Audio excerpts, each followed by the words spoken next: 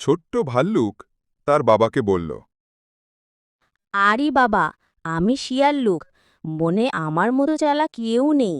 আজকে দেখো কিভাবে বনের রাজাকে আমি বোকা বানাই। ভাল্লুকে দেখে বনের রাজা বলল, উল্লুক, শুনেছি তুই অনেক চালাক।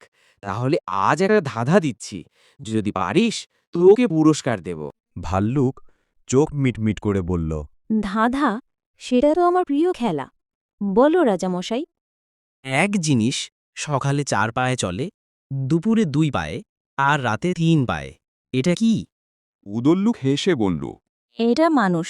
ছোটবেলায় হামাগুড়ি দেয় 4 পা, বড় হয়ে হাঁটে 2 পা, আর বৃদ্ধ বয়সে লাঠি নেয় 3 পা। বাহ, একদম ঠিক।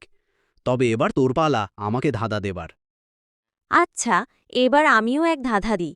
এক জিনিস সবসময় সামনে এগোয়, কিন্তু কখনো পিছনে যায় না। কি সেটা? সিংহ চিন্তা করে বলল, পানি? না না, বাতাস। উল্লুক হেসে বলল, না রাজামশাই, উত্তর হলো সময়। তুই সত্যিই চালাক উল্লুক। চল, তোর জন্য এক বাটি মধু নিয়ে আসি। ভাল্লুক লাফিয়ে উঠে বলল, তাই তো, আমি চালাক তবে ভালো বন্ধুও।